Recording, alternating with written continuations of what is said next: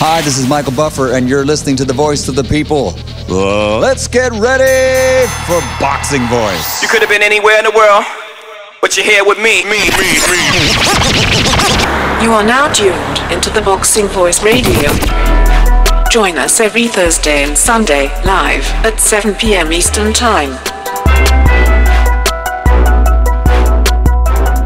TheBoxingVoice.com. What up?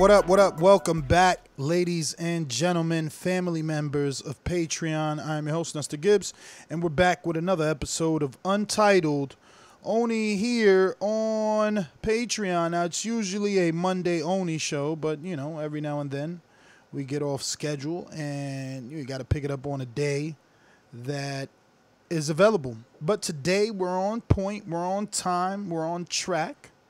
I don't know if we should move these to 7. You guys really need to give us your recommendations. 7 on the East, 4 p.m. on the West, 6 p.m. Central Time.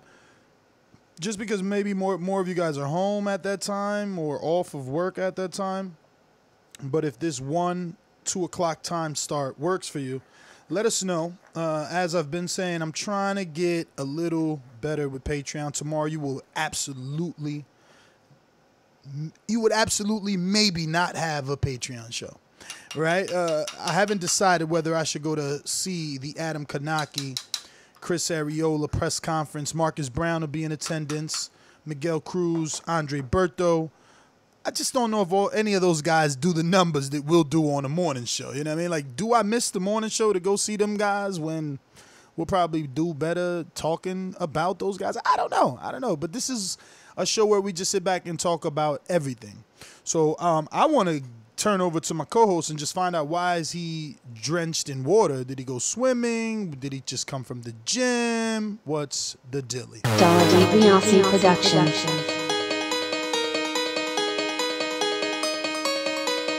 I speak it, believe it, receive it. Speak it, believe it, receive it. BoxingVoice.com. So when I stop him, y'all gonna say he was too weak. Oh my mic. He stayed out before he said he was not. A man stand up for what he believe in, and when you stand up for what you believe in, you accept whatever consequences come behind it. BoxingVoice.com. Yo, what's up, everybody? Welcome back to Untitled. Yeah, man, just got back, you know what I'm saying? But what's good, man? Had a good week, had a good weekend. Nice weekend of fights, nice weekend of sports, to be honest with you. So, yeah, we here, we back. Yo, what's good, B? You sound mega depressed. What happened? All right, then shit happened. Sheesh, you sure it wasn't just the literal rain came down on you? You sure? What happened here? Nah, I was shit. I was trying to get back. Tender date canceled? What's going on? I was just trying to get back, you know what I'm saying? Trying to make it on time. I don't know, man. You correct me if I'm wrong, guys, but does Mike sound a little depressed to y'all? Let's just classify it as under the weather, man. I don't know. No, not depressed, man. Just had to get back, like I said, man. It was a little journey. Get back from where? The drive? I mean, the takeout spot? Nah, yeah. We went to the it's a little Chinese place, like right beside the hospital, which is like a 5-minute walk. So we decided to walk instead of, you know what I'm saying, drive. And got caught in the rain? Nah, just trying to get back, you know what I'm saying? It was a little bit busy, so I had to leave his ass. Oh, so that's sweat, not fucking rain? Yeah, that's sweat, nigga. That's work, nigga. Okay, you trying to stay in shape. I'm just doing my thing, man. You know what I'm saying? It's trying to stay active. That's all. Get that heart rate up. I hear you, man. So, what's up with this brother, man? You ain't tell the world about this brother. Who's this brother? Is this a real brother, or is this like black people brothers? Like, what's this? No, that's my real brother, man. He was in Kentucky. He was on an assignment for his army or whatever. In Kentucky, he was like right outside of Louisville, which Louisville's like an hour and a half drive. So he said it was about like a two and a half hour drive. So he came up, you know what I'm saying, visit. He Is he a boxing fan? Huh? He's a boxing fan? Nah. Damn. So he don't even not appreciate, but like he doesn't know how big like your new position is. Yeah. I mean, yeah. He watched the fight between me and FOG. He keep on telling my motherfucking everybody in my family I got knocked out and shit. So. Oh shit! No way. Swear to God. It's kind of you know how brothers are, man. You know how we fuck around and shit. But yeah, uh, shit, bought a gallon of goddamn eat Crown Royal apple on Friday. By last night, that shit was gone. So had a good So time. y'all been drinking over there. Say the Oh yeah, we've least. been drinking. Real drinking. It's probably why I'm sweating so motherfucking hard. For sure. So Donald Bunasi Production. Can I give you another intro? what's this Crown Royal? What's that? Cognac?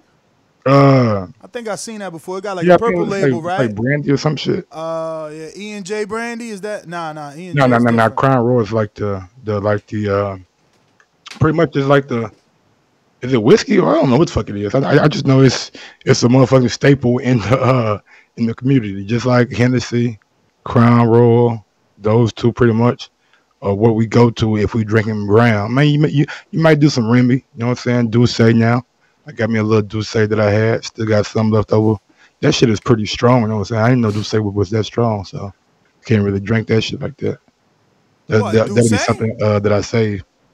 Douce, you saying it's strong? Yeah, man. I took a shot of that shit last night. I was just like, nigga, I'd rather drink the Crown Royal. That shit Douce had me like, whoa. I'm gonna put that shit to the side and just take a shot every now and again. Yeah, that shit's crazy. But other than that, man, just been watching sports. You know what I'm saying? Watching that. Did I watch any good shit this weekend? Nah. So how's the development of Conflicting Ignorance YouTube channel coming along? It's going along. Got a couple shows that I want to do later on today. It's did a show on Saturday when the news broke about Anthony Davis getting traded. There's a couple of shows that I want to do today. Probably not going to just be pertaining to basketball. I might have one basketball show and another different kind of show I haven't really decided on it yet. But yeah, man, we're growing. You know what I'm saying? Slowly but surely. You know what I'm saying? A couple months, get that 1,000 subscribers so we can get it popping. Yeah, man. Yeah. What else is out there, man? What else? What's the title of this shit? Some of your opinion? Oh, the title for this show is "Why Do Black People Not Support Their Own Fighters Like Mexicans and Europeans?"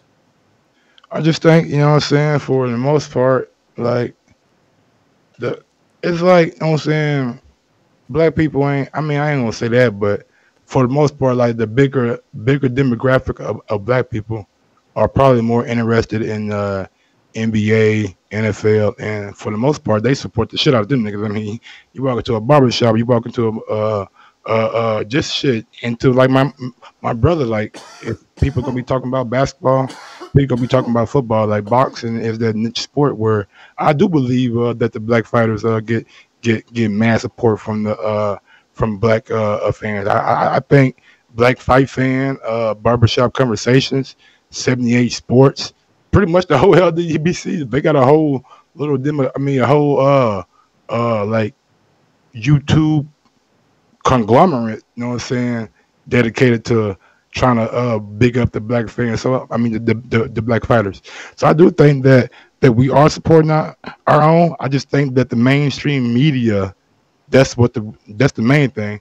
The mainstream media hasn't really got a hold to it, but they have been showing Deontay Wilder a lot more. You know what I'm saying? Doing a lot more interviews. Did one with ESPN, a company that he was not affiliated with, Primetime Sports Center show. So I do believe they are coming around, but for the most part, you got to get your name out there. You know what I'm saying? You got to give them you got to give them some a reason to root for you. You know what I'm saying? I mean, as bad as it may sound, you know what I'm saying, maybe your skill just doesn't do it enough.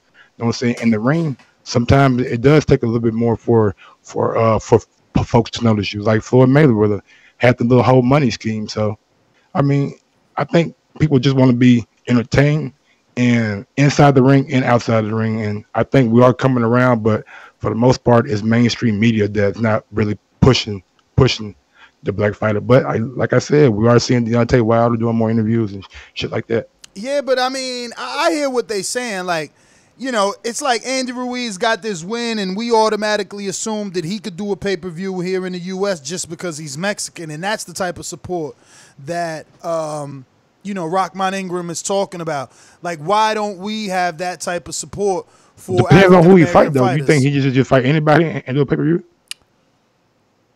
I mean, Floyd fought just about anybody into the pay-per-view. And he was black, and they got behind him, whether you believe that they got behind him because they loved him or because they wanted to see him lose, they got behind him, and all that mattered was the numbers. Or just because they were entertained, you know what I'm saying? Like, Floyd ego that he had, the whole not all access, but 24/7, that drew a lot of people in, man. That drew a lot of people in to see the kind of personality and just kind of antics Floyd had. Yeah, but I mean, they've been replicating that model now for a while, and not like Floyd's. Not like Floyd. I ain't seen somebody come out and do how Floyd did it, and there's no disrespect to anybody out there. But Floyd, man, like it's like when I go back on YouTube and watch this shit and like see all the numbers on it, it's like this shit was like entertaining. You know what I'm saying? I seen one where he had his mom no, mom, it's okay. Go and say fuck. It's cool. It's HBO, and she said it. It's just like those moments that just stick out. You know what I'm saying? And then he had the whole chicken coop thing with Oscar or whatever. It's just, I mean, Floyd did it how it was supposed to be done by a entertainment factor outside the ring. I don't know. I remember there was rumors that the weed in one of the 24 access was fake because the Nevada Athletic Commission got on his ass for that all access, and they like, oh, how you sitting around smoking weed? And he like, nah, I know, but it still was like, nah, that's fake. So, and then he ain't getting no fine. So my thing is this: if it's fake for TV and you could play it off, right? Now look, I'm not ignorant. I know that he could have lied to them to not get in trouble, and them being Nevada. But if he lied to them, he could lie to us. So if the weed was fake to them, the weed could have been fake to us, because just like Mike just said, Floyd was an entertainer. So he knew how to entertain, and he knew that he needed to entertain. So I wouldn't put it past him that the weed was fake so that he could relate to more people like myself. So I could be like, about damn. The weed, the girl was rolling up? Bruh, Nevada got on him for that. Remember, there was weed on the table. I'm saying it was a girl rolling up right though. Someone next to him in the scene. That shit look real to me, goddamn it. I've seen a lot of weed. That's how they got out of it. They got out of it by saying that the weed was fake. It was for TV.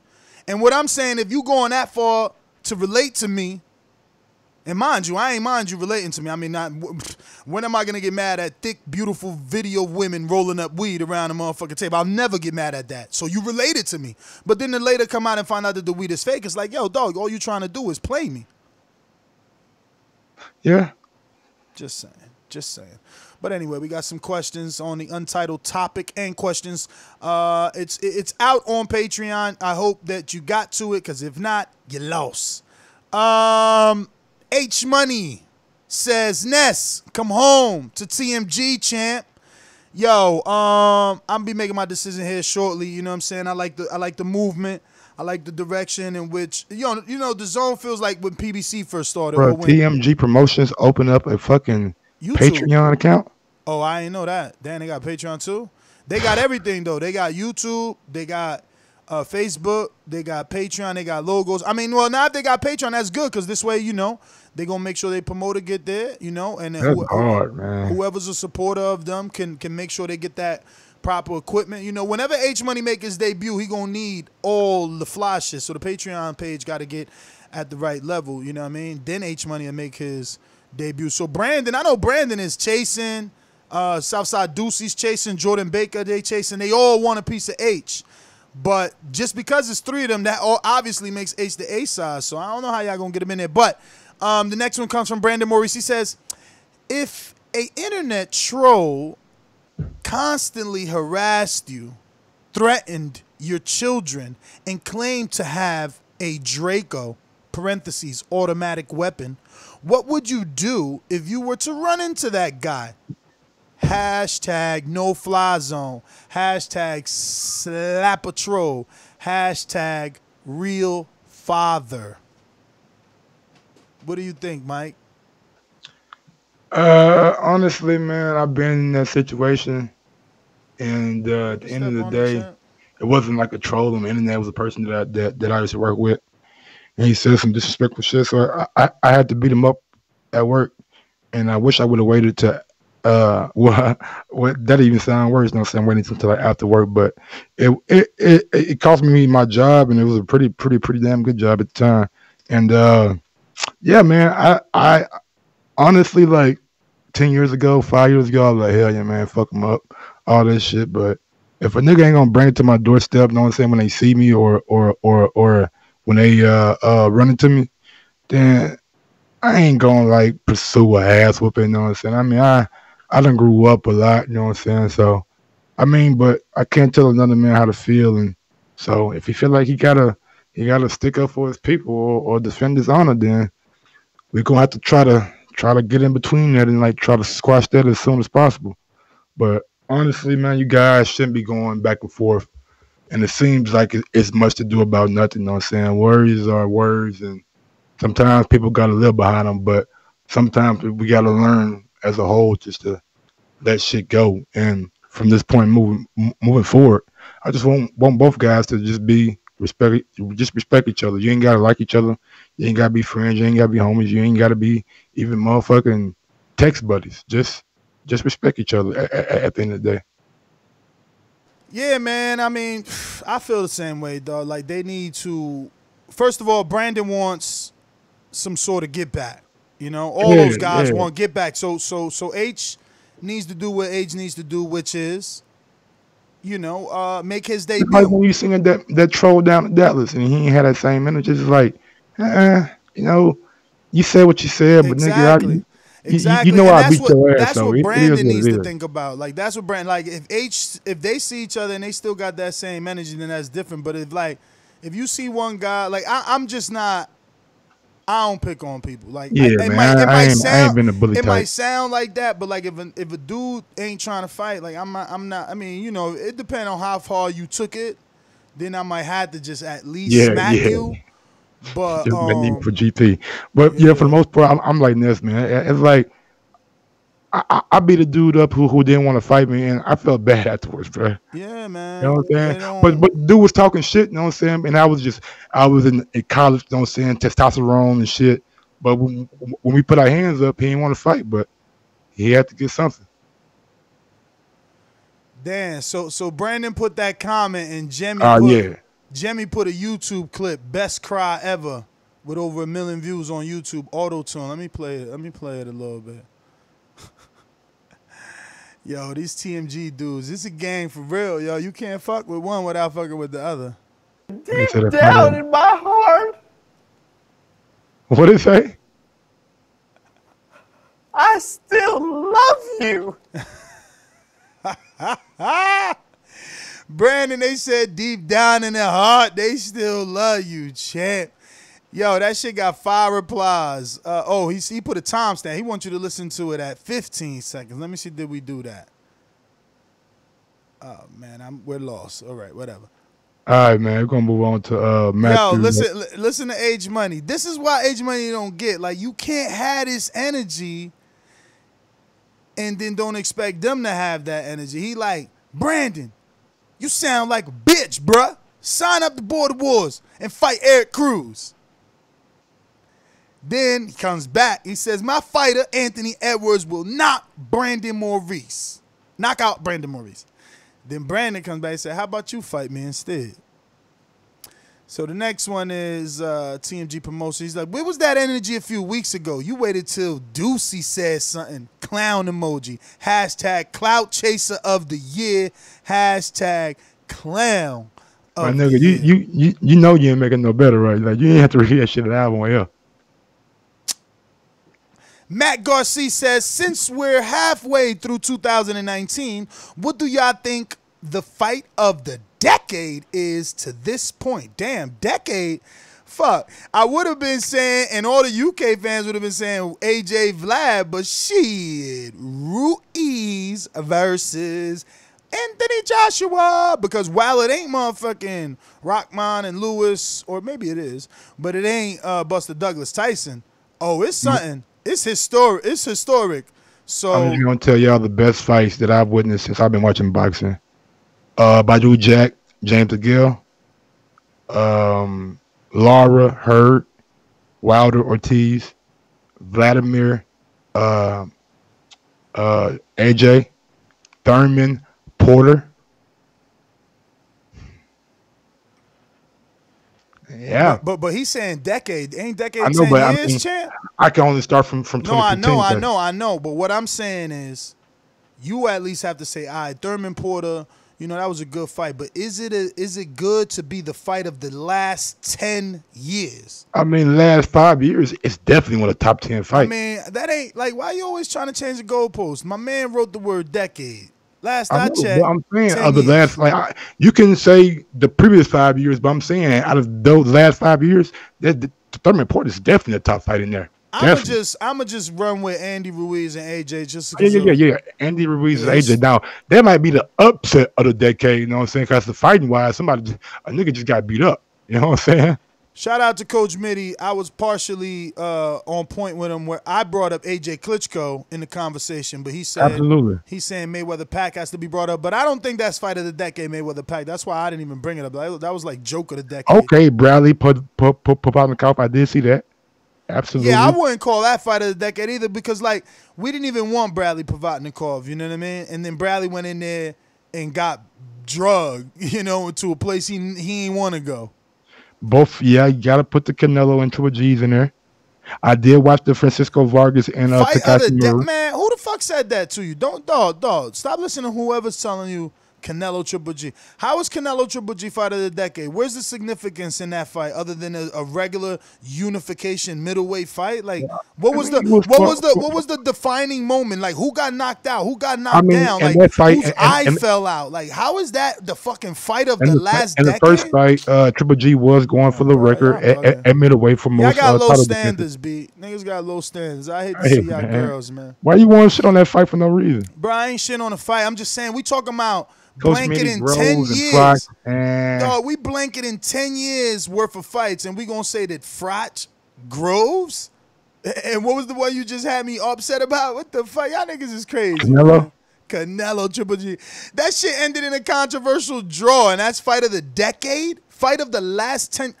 I mean, there's no significance in which y'all not valuing the last 10 years. What's the significance of AJ and Vladimir if we're doing that? AJ and Vlad. No, I said that's in the conversation. I told you mine's I'm is saying, AJ. but you don't think Canelo and Triple G should be in that conversation? That was a good fight. No, AJ Vlad was a knockdown, rockin' sock'em fight. Fucking Canelo Triple G? The fuck was that? Controversial? Bro, they was landing some shots on niggas. Man, they had chins. Controversy. I ain't got to fall because you hit me hard. Hey, man, controversy to me. Nigga, Wilder didn't go down, did he? Controversy. That's another one. That's conversation right there. Why? Because Wilder lost so many rounds, but still was able to get those knockdowns, the memorable knockdown, get up. Like, that's something. Like, you can't just put regular fights that we're going to forget in 2 years. Something serious. I don't think we're gonna forget Canelo Triple G. That's been the biggest fight of the last three years. Bruh, Canelo Triple G got 2 fights and they got one highlight, and that's fucking Canelo hitting Triple G with all his might and Triple G taking it. Oh man, now you being disrespectful, bro. I'm keeping a G. Now you've been disrespectful, man. Right. Nobody, we've been doing fine. Matter of fact, we ain't been doing film studies. We've been missing film study every fucking Tuesday for the last 6 months, and ain't nobody say, we need to rewatch Canelo Triple G. Yes, they have. Yes, they have. Yes, they have, man. Don't do that. How many times, Mike? Who? Bro, I don't know, man. But if you put the post, look, I'm saying I've seen it on the post. That's all I'm saying. When we're doing film study and we had suggestions, people put Canelo Triple G on that post. Yeah, if we asking them what you want us to watch, ain't nobody like, y'all need to be doing, let's watch. Come on, ain't nobody. You change the goalpost. No, I am. That's all right. That's all right. I'm gonna just. Roy 504. I'm going to just say these to say these because they piggybacking off of Coach Mitty. You go ahead. Let me go grab something to drink. Thanks, Mitty. My pick is Joshua Klitschko, says Matthew, who's going to be fighting on Border Wars versus Jemmy J, TMG Banger. Brandon Maurice says that's a tough one. Ruin 504 says Maypac, even though it should have happened earlier. It was still a massive fight, but it was whack. Dan Garcia comes back. Just to help pick these are the fight of the year since 2010. Giovanni Segura, Ivan Calderon. I watched that. I wasn't big on it. It was like a flyweight fight. It was on HBO, I believe. 2011, Victor Ortiz versus Berto. That was aight, but it's like so overrated now. Berto and Victor Ortiz, this Patreon only, but Berto and Victor Ortiz ended up being like two bums anyway, you know what I'm saying? Not bums, because obviously we've been in the ring now and we know that, you know, even a bum will beat the shit out of us, but it's like, yo, they never been what we thought they was. Like, Berto got that one WBC title that he got because he was like one of the first Al Heyman fighters. And then he never won another world title again. Like, Berto never was what we thought he was when Luis Collazo put the brakes on him or beat the brakes off him. And Ricky Hatton. Why you sitting on Berto, man? What Berto do to you? I just went through it. You're going to have to press rewind. Oh, damn, it's like that. Well, quick sidebar, man. You know, man. Nah, you can jump in. Just listen. Reread where you left off. I'm going to get my water. All right, man. You know, like when y'all go to like the refrigerator and like y'all forget y'all had something in that bitch and you open that motherfucker, you be like, oh shit, yes sir, I got that in there. Yeah, man, that was exactly what just happened to me. You know what I'm saying? We did a little shindig yesterday where we grilled some ribs and hot dogs, and also I made some greens and macaroni and cheese and threw some neck bones in that motherfucker too, because hey, I'm a country ass dude, you know what I'm saying? So I was born in Mississippi, so neck bones is like fine dining for me. I suck the shit that goddamn. Well, you know what? I'm not. I was gonna say some shit like I can't say that because that sounds hella suspect right there. But I fucked them neck bones up, you know what I'm saying? So big up to neck bones and greens and macaroni and cheese. So after this show, I'm definitely gonna go in there and fuck some shit up with a side of ribs on that motherfucker, you know what I'm saying? Let me give me one of them bones right there, you feel me? But yeah, far as Berto go, bro, Berto and let me see, did I watch Berto and Victor Ortiz? Yeah, I did watch that, man. I think Victor Ortiz beat Berto up. Pacquiao Marquez 4. Is that when Marquez knocked out Pacquiao, or was it the third fight? Nah, 4 is when he put him to sleep. Yeah, and That's when Pacquiao he ended it. Why they ain't do a 5? Nigga, because Marquez ain't stupid. He holding on to that forever. Oh, yeah. You're right. I'm the last nigga to knock out Pacquiao. But yeah, man. Coach Mitty, man, you killing me with Frost Groves 1 and 2. That's not a good fight. I would rather you say Groves and Jermaine Taylor. At least Groves did some dramatic shit at the end of that fight and got a big knockout. You know what I'm saying? But we can go to Roy in the 504. Do you think Ruiz would get stripped of one or more of his titles if he does rematch with AJ?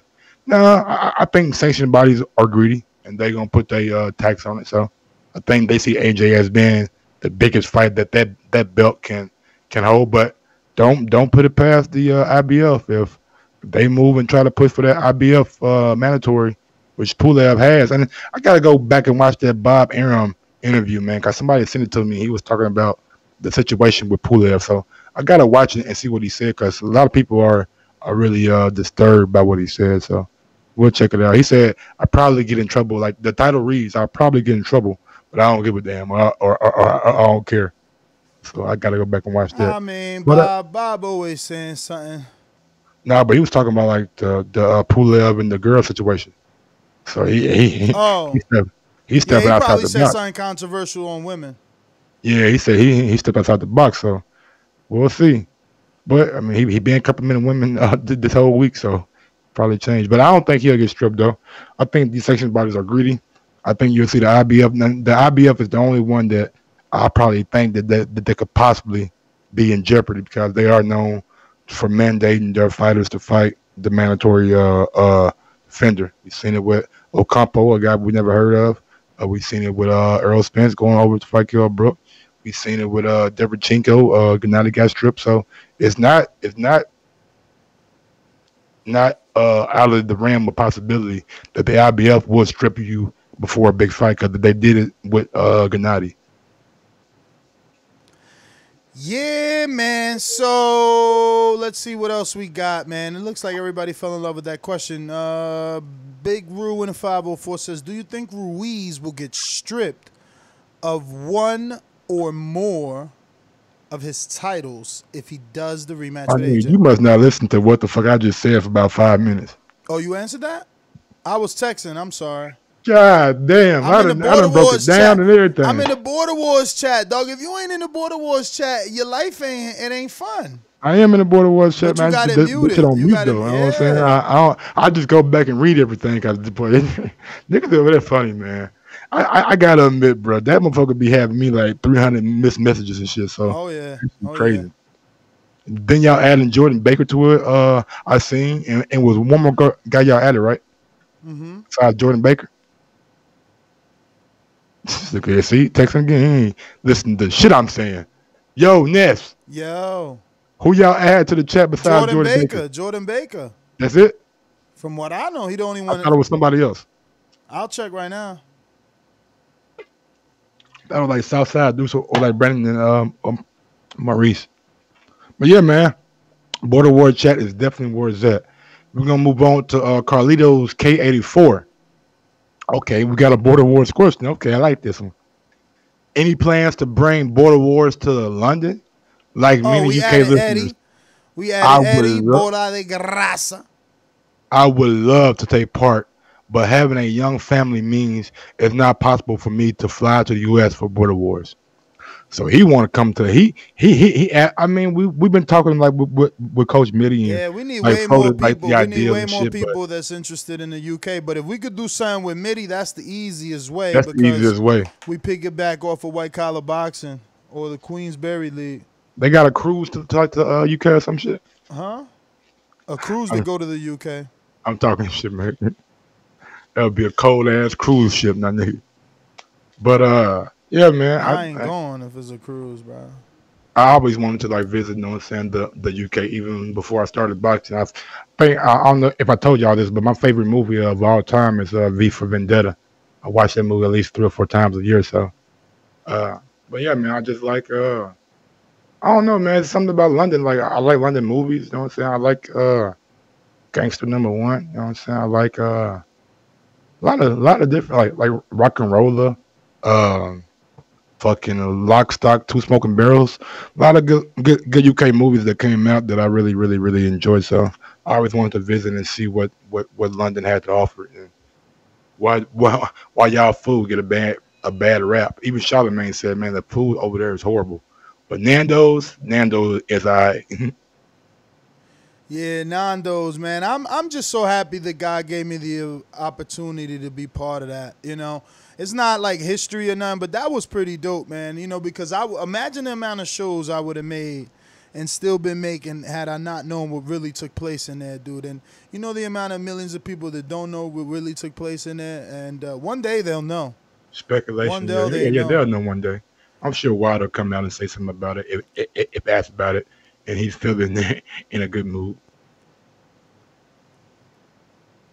But yeah, man, that was big, man. But Carlito, yeah, man, if we are able to do it, man, you're more than welcome to sign up to the Border Wars London, and that will be like an event.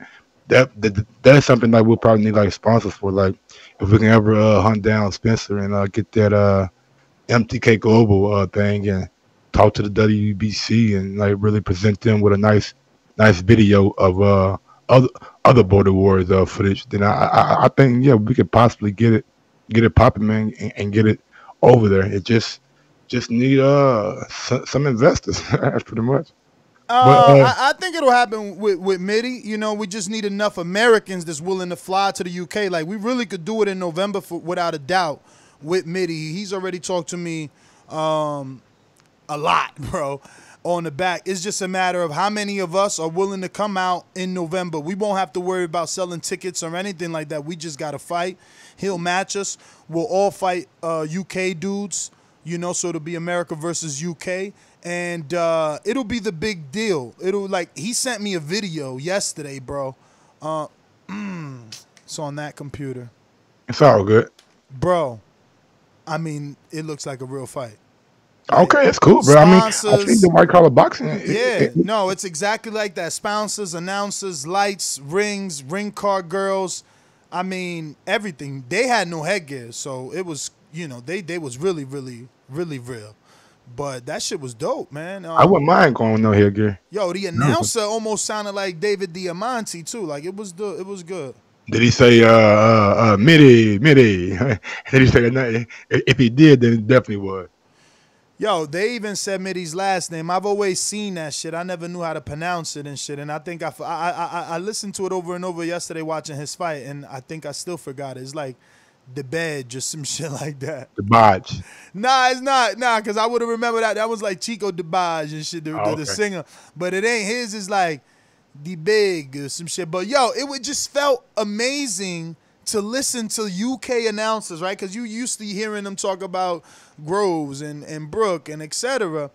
But to hear them talking about somebody the way that they was talking, they really was impressed with Mitty's boxing. And Mitty fought this dude before. Like, they met up before, so this must be Mitty's only loss, and he rematched him and outboxed the shit out of him. Mitty, yeah, it's funny. I want to talk to Mitty because I don't know. He wasn't a real committer in that shit. He hurt my man twice or three times with right hands, but only one. Like, he never stood there long enough to realize, oh shit, I hurt him with that one. Follow up with the left hook. It was like, bam, right hand, I'm out of danger. Oh shit, he's hurt. Let me run down on him, but I can't get him now. See, with Mitty, you know what I'm saying? Mitty is conscious of like shit coming back at him. Hell So yeah, that's probably what he did. Did he step back 2 steps or was it 1 step back, then attack again? Bruh, it's a little hard to tell with Mitty. He got that herky-jerky. Yeah, you know what I mean? He on that, he on that Tyson Fury shit. That nigga throw more shoulder fucking feints than the mother. He like, I'm like, yo, you having a seizure, nigga, or you flicking? What's going on? Seizure, goddamn this.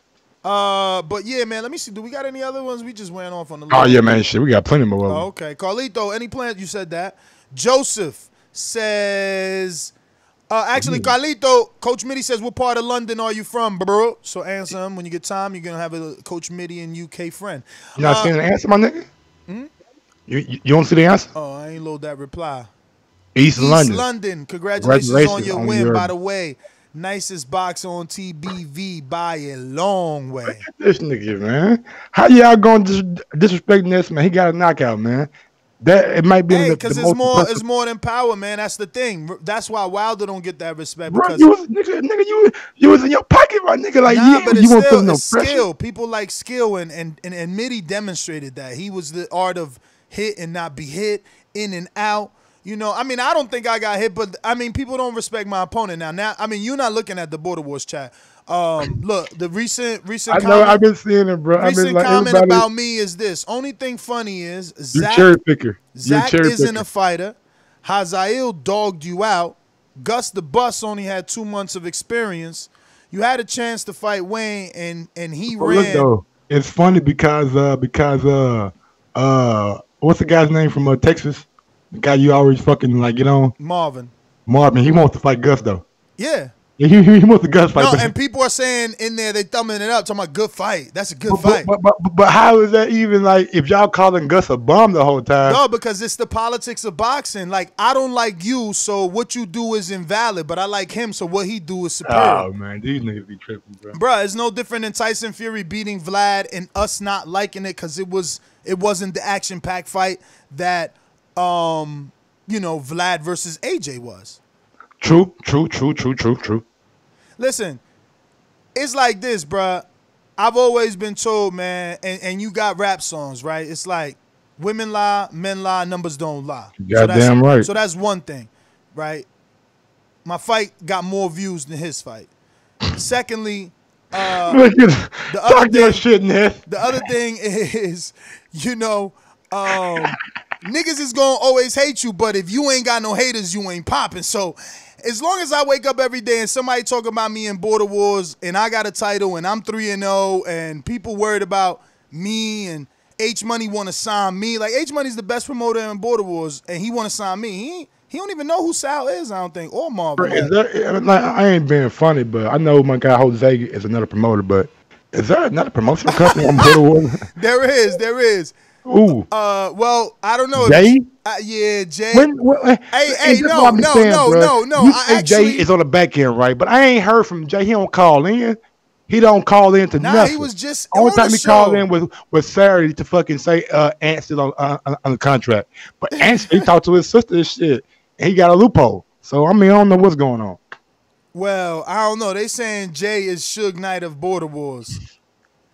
Like, you ain't going nowhere. But I hear Coach Mitty about to start his own promotional company called Bird Gang Promotions.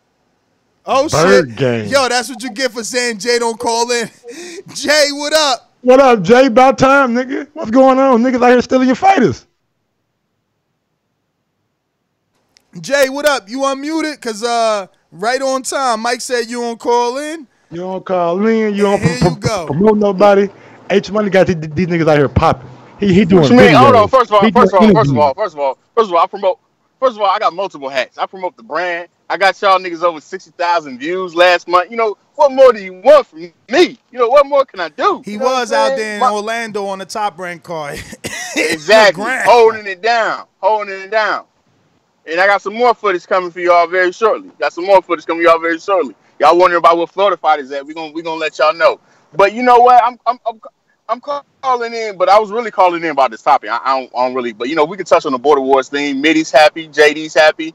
You know, we might have lost the weakest fighter in our promotional company, but you know, we ain't worried about that. We ain't worried about that. What you mean? He doing an in-house promotion. He got what the you mean? rematch going. What you Okay, mean he want to keep all the money for himself. Hey, yo, don't forget, Dimitri Salita has Shields and Hammer. Exactly. Heyman had Garcia and Thurman and Porter. Exactly. Stop it, Mike. Exactly. And I sound the true champion, Jose. So you know what I'm saying. So it's nothing to worry about at all. Wow, you got Jose? I got Jose. Yeah, Jose dissolved TNT.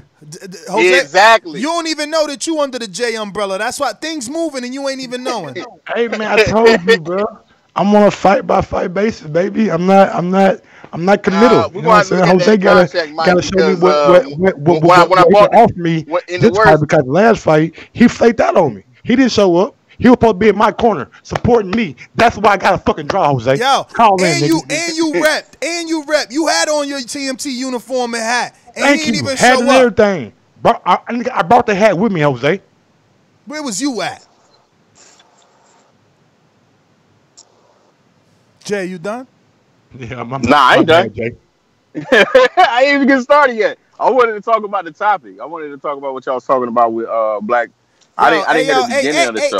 In the chat, come on, man. You can't be telling Mike to come home to TMG. Everybody can't be on TMG because then, like, it's going to be a monopoly in this motherfucker.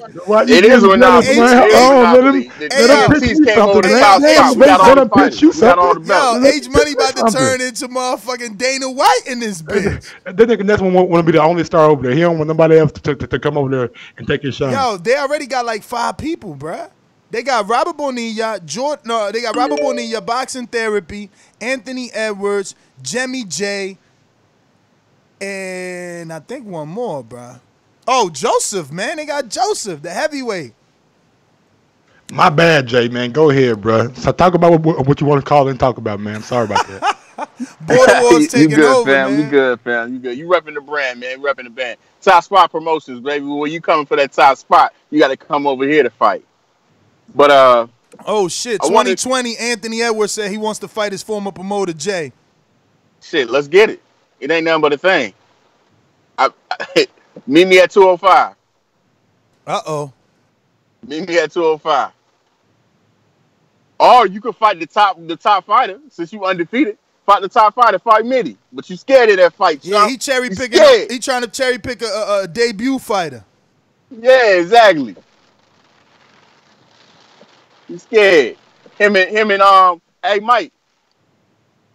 Him and Hound Money gonna be catching the Greyhound singing Negro spirituals all the way from Memphis, from Cincinnati to Jersey. Oh shit, you called him Harold Money. I call him Hound Money, because he's catching that Greyhound. Oh, Greyhound. Okay. I thought you found out his real first name. I said, dang, his name Harold. I don't know, it might be. But now, when it comes to this topic, though, man, it's a double-sided sword because it's like, oh, they talk about black people don't support black fighters, but when we do, we get called out for it, and it's like, oh, y'all being racist. But at the same point in time, though, we do support black fighters. Like, look at this, Ness. How many of your callers are black, and then how many of your callers that you actually have met at fights have been black? The majority of your callers and the majority of the people that you actually have met have been black. Yeah, black and Latino. Yeah, black and Latino. So, like, I don't get where, like, this notion of black people don't support their fighters, because every fight I go to, the majority of the people I see, for if it's a black fighter, you know what I'm saying, unless it's a Latino card, you know what I'm saying, if it's a Latino card, depending on where you at, depending on the market, they're going to come out heavy. Like, shout out to all my Puerto Ricans that was at the top rank card. Shouts out to all the Puerto Ricans that was at... I mean, it's a mixture of everything, but you're definitely right. The minorities are greater, right? Because if you look at the Border Wars chat, I mean, Mitty is from the UK, but then you got, black, you know, Cruz, Mexican, Eddie, Mexican, Sal, like Salvadorian, I think, or something like that, and then Marvin, like Salvadorian. So it's black and Latino. Like, we got two white boys, right? Lauren and somebody else. Yeah. Gil's Latino because he's Puerto Rican. Gus white. Gus is white. Gus Caucasian. Gus white, yeah. Lauren, Gus. I mean, Jemmy's Mexican. Matt is Mexican. Dr. Mofongo Dominican, so that's Latino. Jordan Baker. Jordan Baker, is he? What is he? I don't know him yet. I ain't seen it. I've read enough of his stuff, but I don't know what. Yeah, I don't know. And Lyndon is a new one in the Border Wars chat. I don't know, but I think Lyndon is black. Cool. You're right though. I never did that. I wonder if YouTube gives me that analytics on demographic. I'm sure they do. I'm sure they do though, but I don't know if they break it down into like. I think you do like a region, like male or female. Age. I think they do male, female, and just like what states and countries. And age, yeah. I don't think they break down to Latino, black, white, and all shit like that. I don't know if they give you the option, like when you sign up to say, are you black or Latino? They don't. You're right. They don't, but I'm sure Google knows it. Google knows everything. So Hell yeah. And don't forget, for a very long time, you had to have a Google Plus account, which does know what you are, in order to open up a YouTube. Really? Hell yeah. I didn't know that. Yeah, they just stopped it. Like, Google Plus whatever you posted in the last 7 years, they about to take it off the internet. Google's not fucking with Google Plus no more. But up until like last year, you needed to have a Google Plus account to open up a YouTube account. They changed it. At first, you could go straight to YouTube. So if you were one of those early YouTube adapters, Jay, you ain't saying nothing but background noise, so I'm gonna mute you until you're ready. But if you were one of those early YouTube adapters, then you didn't need it. Okay. But when Google Plus came out, that was the new thing moving forward. You must have a Google Plus account. What is Google Plus though? I want to say that was like before 2012 because I needed a Google Plus account. That's the only reason I know. And now what is a Google Plus account though? It's just imagine Facebook. It was their Facebook, and they thought it was like a community, like an interaction kind of thing. It was a Facebook. It was Facebook for Google. That shit was whack. And they thought they were gonna blow up because they had everything. They had Google Hangout. You know, they had Google Call. It's Google, so they had everything, but you know it's Facebook, bro. It's too late. Facebook got all the old heads, man. So it's over, you know. Let's see what else we got. Jay, you want to wrap yours up? Yeah. And I just want to go like this, you know what I'm saying? Like, I've attended one appreciation night, but majority of people that was at that appreciation night that I met were black. You know what I'm saying? Like, I can go for the list long and long, like, of callers that I met. So I don't get where like this comes from. Like, it's just what I think it is that it's so many fighters that it's hard for us to be like, oh, that you support, you know, everyone. But it's like, when you look at the top fighters, like Deontay Wilder's fan base is, you can't tell me black people don't support Deontay Wilder. Black people don't support Floyd Mayweather. Like, he's not going to make that kind of money without. You know what's funny about that? Motherfucking Fury had like 9,000, but Wilder's the one that can't sell tickets. Meanwhile, Wilder had 13,000 over there. Yeah. So like, it does not adding up. It's not adding up whatsoever. So I I just wanted, like, where did this come from? Like, where did this topic come Well, from? I think it's just the title comes from Rodney. I guess that's Rod in A7L. Oh. And but that's always been out there. But you're right. Like when you look at the data, it does sound wrong, right? Because you think about Leo Santa Cruz and Abner Mars. If Mike does a quick Google search, I'm pretty sure they didn't make 13,000 people, you know, but Wilder's the one that's black. So one of the most popular pay-per-view stars of this generation is Mayweather, who's black. I think that's just a phrase, bro, that has stuck with boxing, kind of like that phrase of boxing being dead, but there's no real truth to it. For instance, Crawford's doing better numbers than how many Latinos don't do Crawford's numbers in Oklahoma, right? Like, I don't know. Let's think of Latinos. I don't know. What should we do? Pound for pound? How do we get to a list of popular fighters that we can just think about or talk about? Because he's right, bro. That's probably wrong. You know, like Keith Thurman versus Porter was great numbers. And that's two black fighters.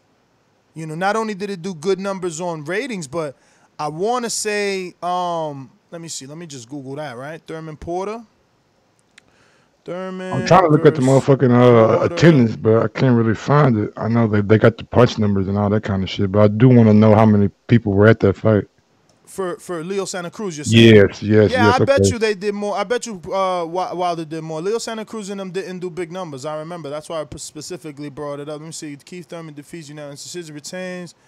Nope. What we want? Attendance. Yeah, they ain't. These niggas steady with attendance. Might have to get on Twitter and see if 12,000, almost 13, 12,718 for Thurman Porter.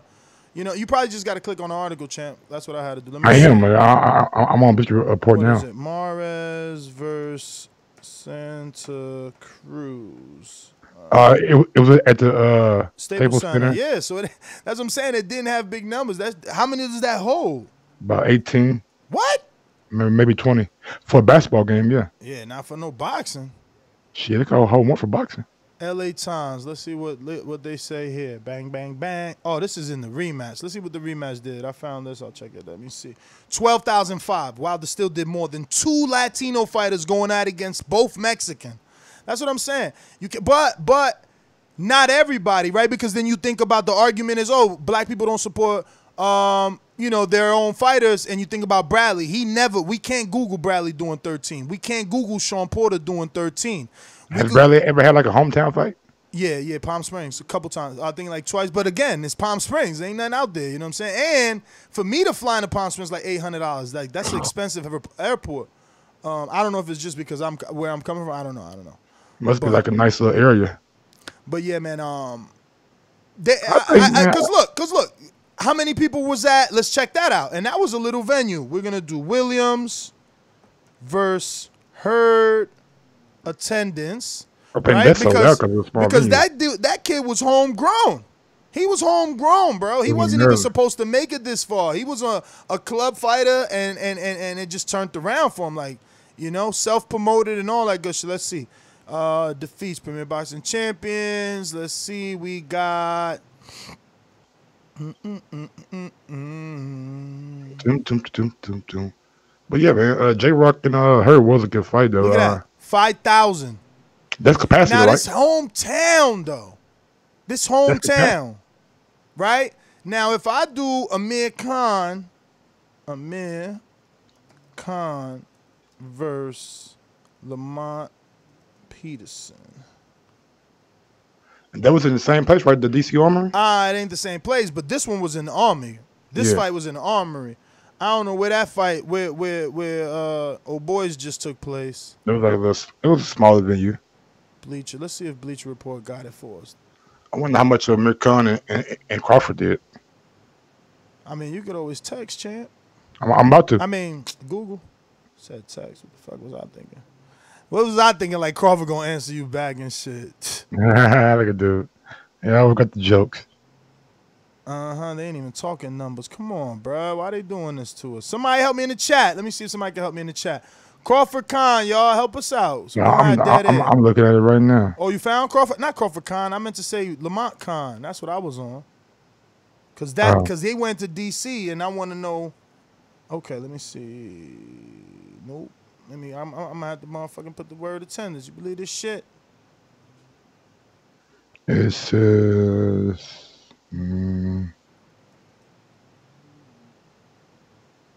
I hate this shit, man. They don't just give me what I'm looking for, man. Let me see. Wiki might have it. Dang, dang, dang. Build up, fight. Blah blah blah. Yep, 8,000. That's crazy. Yeah. Khan Lamont. That's good. That's way better than Hurd, who was a unified champion, getting his first hometown fight versus a dude from the area in Philadelphia that was known to television in America in Julian Williams. This is what I'm telling you. So there is an argument that black fighters don't get supported. You know what I mean? Wilder's a heavyweight. You know, Floyd is Floyd. But where are the rest of the black fighters that draw in these big numbers? We can't take this show forever for Googling. But yeah, Jay, I mean, there is some evidence there, man, bro. They need to come out. They need to come out. You know, we need to stop the Bradleys of the world, having only 2,000 people there. I do think boxing is having a resurgence, though. So hopefully we can get some of that millennial, not millennial, but like the younger generation. I think it's changing as well. Like, we'll see Shakur sell out Prudential Center. Yeah. You know, well, I hear his opponent pulled out, so who knows? Socrates, you know what I'm saying? I don't know, man. There's a lot of things about why he pulled out, but. So let's get into Rod, his entire question, because we just took a gist of it and made it our title. But he says, your thoughts on black America not appreciating and embracing Wilder in the moment. On my social media, most of my friends hate Wilder due to lack of technical skill, but ignore his freakish power and supreme athletic ability. They act as if past heavyweight champions had zero flaws, but it's crazy. They would hate on Money May for being extremely technical. Why do black people not support their fighters like Mexicans and Europeans? All right, well, we definitely went through that, but I wanted to give him at least his respect. Like I said, man, it's a niche sport, man, and maybe just the people that the black people that are supporting boxing just supporting like certain fighters, and they're not really invested like they are in football and basketball. Like that's the best excuse, or not excuse, but reason I can give you. I do think that people are coming around, though. We are seeing more and more people come out to fights and really, really recognize Deontay Wilder as being that guy in the heavyweight division that has the power to do a lot of shit. We got one from C-Man. If you had 50K, how would you flip your money for a quick return? Man, bro. It's tough, man. It's tough. It's tough. How quick is the return, right?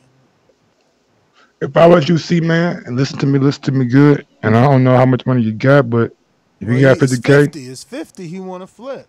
But that's the thing. You need to know how fast he wants his money back. What does he want? Does he just want interest on the 50 back, or does he want his whole 50 plus profit? You know, what does he mean? Because in the street, flipping means I put a 50, nigga, I got to make 100K or 150K. That is a flip. You know, in the real world, a flip, I could spend 50,000 just to make 5,000. If I was you, I would spend probably about 10,000 on a Bitcoin. I've been watching Bitcoin over the past month, and they are up almost $2,000 over the past month. It really seems like Bitcoin, like earlier this year, was down to like almost 2,000 or 3,000. I was thinking about shit, try to buy like a half of one or something. You know what I'm saying? Because I know it always like tends to go back. You know what I'm saying, up. So I would invest in Bitcoin, man. Like I would maybe spend 10,000 and try to get one Bitcoin, because I know in about 5 or 10 years that the price it is at now is going to be at way more than that. Because in my opinion, the world is going to try to move from like centralized banks and like to like free flowing currency. So like when you go to a another country, your money won't be. I don't think your money will be in the deficit if you have Bitcoin. I think if you have that much Bitcoin, it's gonna be that much Bitcoin no matter what. So that's my advice. I hope I'm not around when Bitcoin is the like, and I'm usually tech savvy and future forward and all that shit. Like I love Black Mirror and all that, which we need to talk about because this two episodes were trash 3. compared to what's there and what I was expecting of them. But yeah, I'm afraid of that cryptocurrency at the moment. I don't know why. I remember Enrique got in early a few years ago and made money, and I'm like, whoa, you're crazy. I don't know. It hasn't been my thing.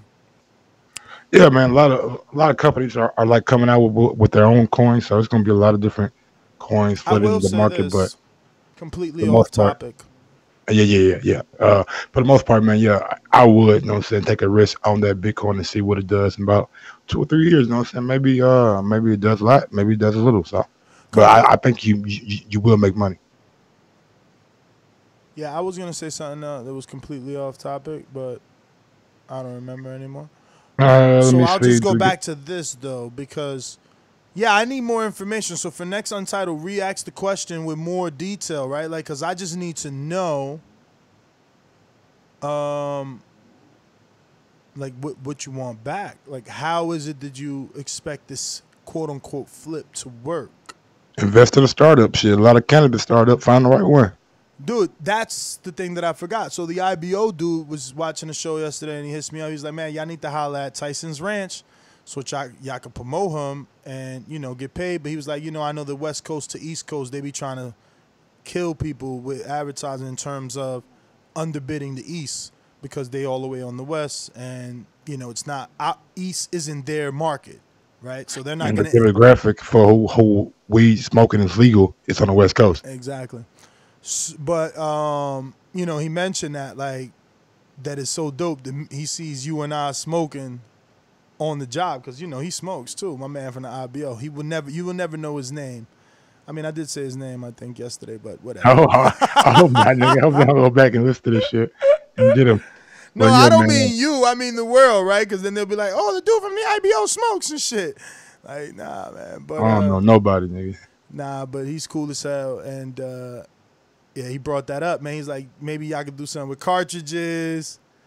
And I'm like, yo, I don't fuck with the carts, man. Oh, Fred, man. I gotta address Fred real quick, man. What he Gotta do? read his comment. What he do? Cause unfortunately, a lot of black people have that crab in the bucket mentality. Most black people would rather hate on another black person doing well for themselves than get behind them and show them support for them doing something productive with their lives. True. It's a sick cycle that's been going on in our culture for centuries and will continue for all the above reasons. True. I gotta disagree with that, man. I'm seeing a change, disagree? dog. Huh? You say you disagree with that? Yeah, man. I'm what seeing a sense? change in a lot of a lot of people like just their what they want to do with themselves. Like I see people like supporting other people. I see people uplifting other people. I don't see Yeah, that but whole you talking about like on social media and on television. He's talking about real life, like in your hood, in your town, like in his school, in his work. We ain't talking about TV. Yeah, man. But even in like the communities, man, I see people doing like good things. You know what I'm saying? It's not. I think we just focus too much on the negative. You know what I'm saying? Instead of the positive. Could I be. feel like there are people out here who don't have that mentality, who are trying to do good things in the community, like people who give their time to like youth sports, who don't get paid for it. You know what I'm saying? And we see that throughout the country. You know what I'm saying? People giving their time to these kids that they're not getting paid for.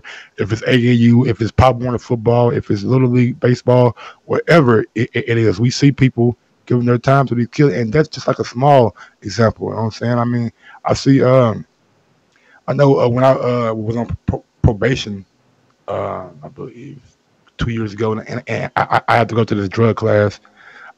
In the drug class, I mean, even though we had a good time, it wasn't like they were in there like looking down on you.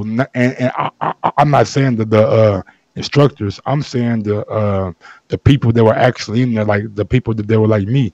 It wasn't about looking down or like being dismissive. It was just like, hey, we got fucked up. You know what I'm saying? We got caught with some shit that we probably shouldn't have. But me, I just got caught with some weed, but everybody else was caught with some crazy shit. But it wasn't like I was looking down or like trying to be judgmental. I want those guys to do good and like succeed. So I just want everybody to like succeed in life, man. I don't know if that's just me being an optimistic Mike, but I don't necessarily agree with the whole crab in a bucket mentality. Yeah, man, I hear you. I don't know, man. I'm from the inner city, so it's different. You from the Midwest or some shit, right? So it's Man, I'm more from the South, spaced man. out. I'm All from right, the so block just that's like the yeah. I know same what I'm saying. thing. Nah, I but live maybe in like a little bit smaller, but it's still a hood. nah, y'all more spaced out. It's like Alabama, right? Not where I used to live at. It was like a project, you know what I'm saying? We had like houses right by each other. Oh, like you came with me to get the bud in Alabama, Yeah, yeah, was it? yeah, yeah. It So it was was like yeah, that. exactly like those It projects. was like Exactly two like two those projects. floors, two floors. Yeah. Yeah, nah, yeah, all right, yeah, that'll work. That'll work. Definitely, those will work. You'll find it in there. I mean, I just feel like Fred, but I'm also older, so I've experienced that, gone through that, lived through that, and maybe I'm just still stuck on that, and it's not happening anymore. Because I tell you what, my son's 18, bruh, and thank God nothing is. Yo, that boy never even had a fight, bruh. And, you know, he be in the car 3 deep with his boys and he ain't even been pulled over yet. So, I don't know, maybe times have changed, man. And I hope, man, I hope. Because I'm telling you, watching that Netflix shit, I could not believe that was in my era. I can't believe that. I'm 15 miles away from that shit. I cannot believe that shit happened Oh in shit. this day and age. Oh All yeah, that man. No, no, illegal it shit. happened like back in like '89. My nigga, that's still my era. That's what I'm saying. Yeah, Like I yeah, was yeah. born for that. I was alive. Like it. I don't want to say it could have been me because I was obviously all the way in another state, but that state only being 15 miles That away, shit was like right next to you. you know, that shit is like right there. So it's like, what the fuck? I was in that age bracket. You know what I mean? Definitely not that age, but they was 16. They old as fuck. But yeah, man. The point is, it was just like wow. And I don't know if it's that bad anymore, but I feel that it is because of where the era that I was raised in. That's all. So I feel like Fred, man, crabs in a barrel for real, man. I still get a haircut in North, where I'm originally from, and I see that. Like it's like I told you, when I go there, that's how I seen it. The shorty I went to high school with is a straight up fiend, because in North, it's still the inner city, nigga. Where my barbershop at, they gonna have to blow that shit up and rebuild it for it not to be the hood right there. But you already know in the hood is where the best shit happen at. The best mom and pop shops, you know, the best haircuts, you know. So you got to go back. Best weed. Best weed. We got one from Joseph, man. With 2019 about halfway over, who would you say is the most dominant athlete of this decade? My initial pick was LeBron for the consecutive finals appearances, but after thinking about it, I have to go with Floyd Mayweather. He beat Mosley, Canelo, Pacquiao, and even Conor in this decade. He put Cotto in there too. No, he said he beat Cotto. No, he put. I have to go with Floyd. He beat Mosley, Okay, Cotto, yeah. Canelo, Pacquiao, and even Conor. Yeah, Most and those dominant are just, of this and look, and decade. he's only naming the popular names, you know. He's not naming Arturo Gotti. He's not naming No, Castillo. no, from 2010 to 2020 Oh, okay. Oh, okay. He's doing the decade. He's doing the decade. decade. So I'm thinking like LeBron, Floyd, Ronaldo, maybe even Austin Trout. You know what I'm saying? He had a good decade.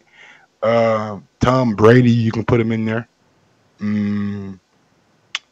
Yeah, man, that's about it. That's about it, man. It's been a lot of athletes, but only a certain number of them had success over this decade. I mean, maybe you could put nah, I can't. I won't even put Steph Curry in there. Yeah, yeah. LeBron, Tom Brady, Ronaldo, Floyd, those kind of guys. Yeah, for sure. Maybe even Vladimir. His reign didn't stop till I wouldn't be 2000. able to tell you because y'all talking about other sports. Look, Coach Mitty says Hussein Bolt, my friend. No boxer can be in that conversation for this decade. Boxing ain't on that level of b-ball, soccer, and American football. Although Usain would probably fit better in the previous decade. Otherwise, Cristiano Ronaldo or Messi. Messi, yeah. Can't forget about Messi. But Usain Bolt is a good one. He really did dominate this decade. You know what I'm saying? As far as Brandon Maurice says, yeah, man, Tom Brady. nah, I mean Tom. It's between Tom and LeBron and Ronaldo or Messi. Like those four guys, like those are the most consistent guys that you see name come up when they're when their respective sports is on. You know what I'm saying? And they really do See? dominate. He's right. You're right about that, Fred. Fred in the chat says, it all depends on where you're from, honestly. I'm from the East Coast, Pittsburgh, Philly areas. It's like that. But down here in San Antonio, Texas is definitely better. And I agree. Like, I won't front. I had different opinions of people until I started to travel. You feel me? Like, I started traveling. It's like, damn, I went to the ATL. And it was like, holy shit. It's like a whole different level of black woman in the ATL. Let me tell you. I heard, man. Yeah, I no. know, man. It's crazy. It's crazy. Like, the black women where I'm from ain't got nothing. Like, I'm accustomed to having to worry if the black woman I'm going to date shaves her legs, which is insane. Okay, but you got to understand, this is back then. I'm also older. So my time when I was dating black women is a long time ago. They weren't shaving legs back then? But that was my issue, running across black girls with they ain't. I'm like, damn, how you not shaving? These Latinas are shaving their legs. Like, what the fuck is going on? But like, I would run across that. So when I went to ATL, I think I went to ATL, man, what year was that? I know I went to ATL. I was young, good young, that when I got there, I was there for a layover, you know what I'm saying? And I told my uncle, like, fuck that, we staying. I'm tired of hearing rappers talk about Magic City. We rented an Escalade right in the motherfucking airport rental car. I met a dude. I already knew he could smoke. I smelt it. He sold me like 6 dubs. We was off to Magic City for the night, bitch. Went to ATL and really enjoyed it. And then my uncle, he all bougie, so he got a hotel room in the W. And then the W had their own, you know, they got their own spot, like their own, let's call it a bar lounge. And I was just blown away. It felt like everybody was like Sanaya Lathan or Halle Berry, black woman, like, you know what I mean, like that. But definitely thick as fuck. Bro, you don't know how many times, nigga, I have tried to find a plane that goes to Atlanta for a layover, then goes to like Newark or like my destination, man. It's just so hard flying with. Even their airport was dope. I think I remember at that time too, I was a cigarette smoker, and I think I remember they had the little glass bubble in the center of the airport where you could just whip up and smoke. Yeah. Crazy. I heard that the Atlanta does allow you to smoke, and they have some good places like to eat. I know Killer Mike has a barbershop in the airport. If you don't know who Killer Mike is, he's a rapper from ATL and actually has a barbershop in that airport. And Ludacris has a restaurant, I believe, in that airport.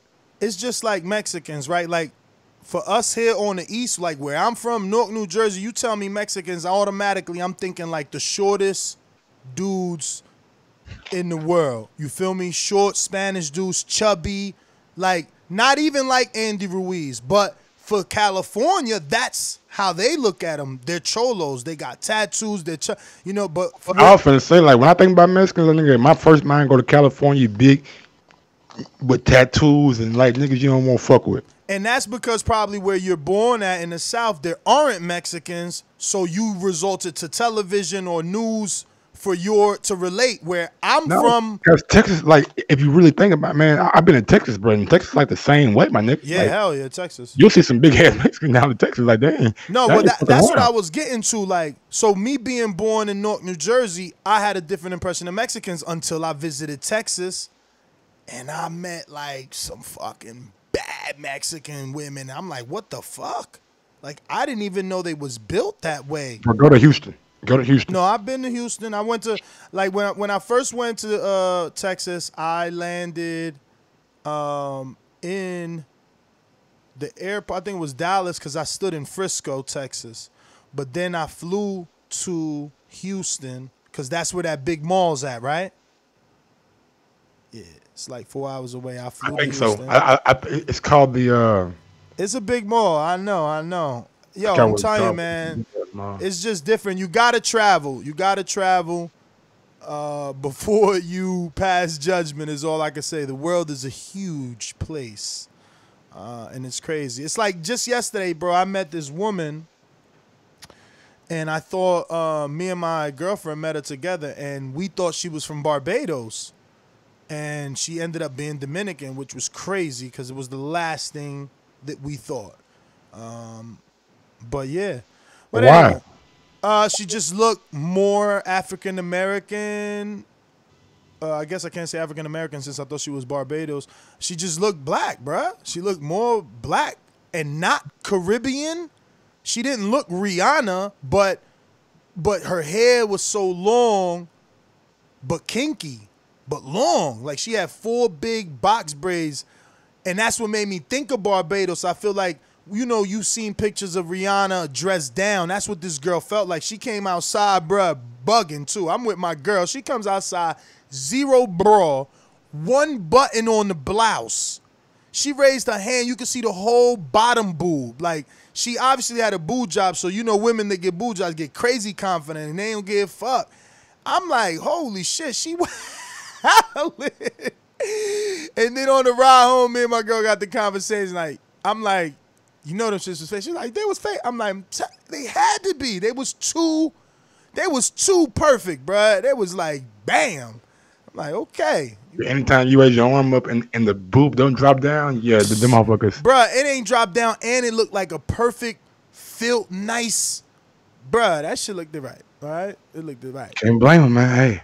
Mm-hmm. Yeah, man, you're a good dude. Yeah, and then she was just dressed like that. So that was like a white blouse that was like 1 button, very loose, linen-like, and then the pants were like fucking, I don't know, very thin, windy feeling, linen-like, and sandals. So, she just gave me that whole Caribbean-like feeling, but I was wrong. But, I mean, I guess I was right anyway. She ended up being Dominican. Just very bougie, lived in Manhattan, bro. Manhattan. I can't even imagine how much that rent had to be. Married to an Irish dude, she was telling us. You better ask Enrique.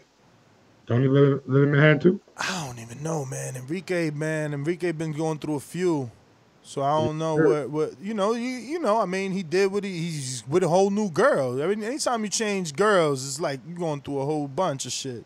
Yeah, but man. Anyway, let's get back to these questions. Anything else out there? You got one from Deej. TMG was created for positive reasons, and the positivity we put in as a team has kept us going and triggered the haters. We're clearly not on the same page on how to handle the haters, but one thing is clear: we stick together. What do you think is the best way to handle the haters? Sign out of the border wars. Handle it in the ring. Honestly speaking, that's the easiest way to go about it, because the haters that TMG have are in the border wars ecosystem. But normally and typically, I would just say ignore them. You ignore them. Like, bro, anybody that's hating, they're the ones mad. It's simple. It's like, I don't have time. I've never gone and seeked out anything anyone has said about me, even if someone has said, hey, did you hear what that one said? Because I don't got time. Like, if you don't like me, why would I do more research on why you don't like me and get into detail? Like, I don't give a fuck, nigga. I'm doing what I'm doing. I triggered you. You are mad at me, and that's why you're hating on me. So, I mean, I wouldn't say do anything. I would say, look, again, since we're speaking from a promotional standpoint too, I would say keep letting guys like Brandon and everyone make you popular. Keep letting them call in talking about you. It's free publicity. Yeah, man, I'm with Ness, man. Let them talk, you know what I'm saying? If motherfuckers don't hate, they don't hate at the end of the day, but you guys gotta, you know what I'm saying? Just y'all just gotta keep it clean, man, because y'all can't ruin border wars. Border wars is getting bigger and better, and it's helping people lose their weight and achieve their weight goals. And we don't know what this could become, and we don't want it to be, sniped and its life get taken in its infancy due to some outside, bullshit. But let's get to some calls. Did we get to any calls at We got all? last one real quick from Tracy Revenator.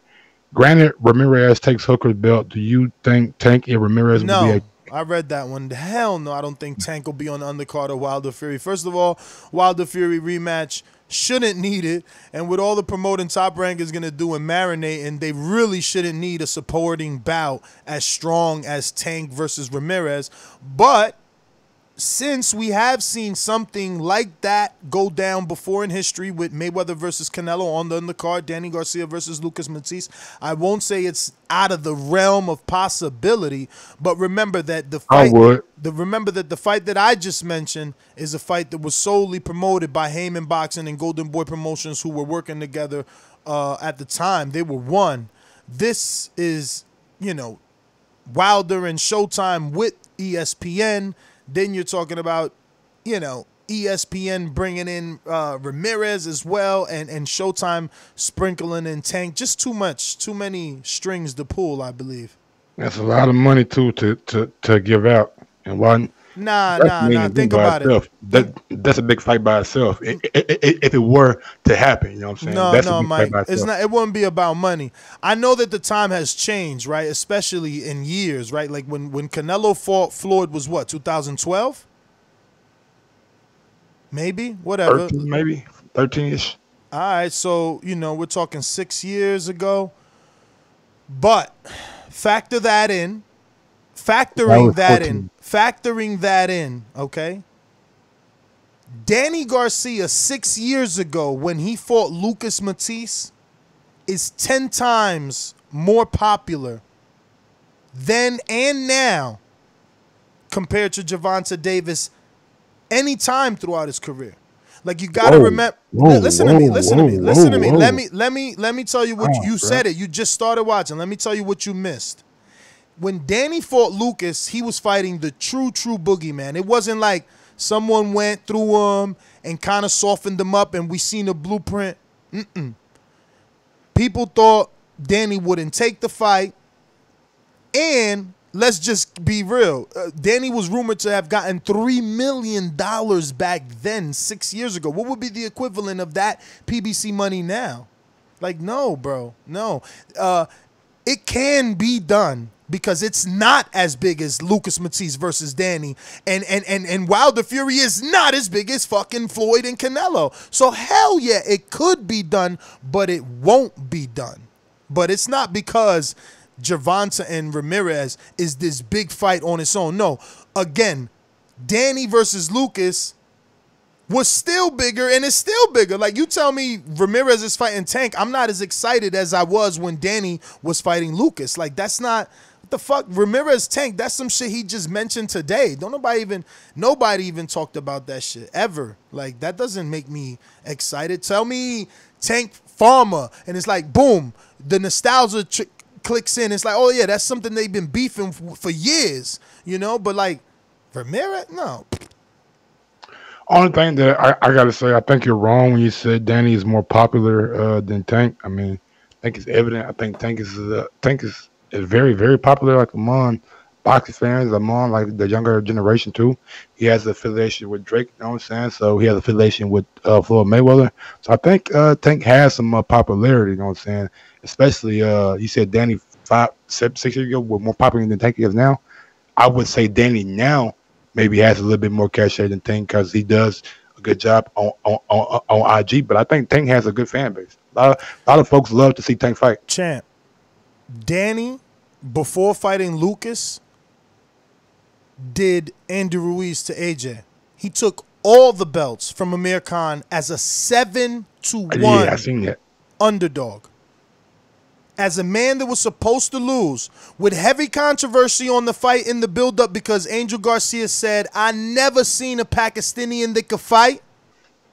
Pakistanians are racist because I never seen a half Pakistani black man, half Pakistani Puerto Rican, half Pakistani Dominican, half Pakistani Irish, half Pakistani nothing. They won't fuck nobody else. You said that? That's what he said. It's on my interview. Angel, boy. Angel could stir some shit up, boy. For real. So No, man, you crazy as hell. Tank, man, what the fuck? Tank biggest fight is Pedraza, and that's all we still talk about. Stop with this bullshit. I don't give a fuck about his IG followers that he got from being with Floyd on yachts and planes. Them niggas ain't buying pay-per-views because you ain't done one yet. That's true. I mean, he has done and guess what? And guess what? All the millions of followers you think he got, which he don't because he barely at 1 million on IG, okay? They ain't helping him with viewership because last time I checked, didn't he do like 400,000? Yeah, but it was only like a 30-second fight. When did Danny do 400,000? Not never. Probably versus fucking Rod Salka. Psych. Come on, bro. Y'all be trying to play Danny like he ain't the fucking. Just want to take that like 1.5, biggest, man. like he ain't the biggest Puerto Rican fighter in this motherfucking generation. Of his generation, rather. Because Cotto ain't included in that. Yeah, he probably is. Let me tell you, Danny got. Danny got 577,000. Tank got a whole million more. Yeah, because Tank got the Floyd Mayweather and Drake followers, but that's what I'm telling you.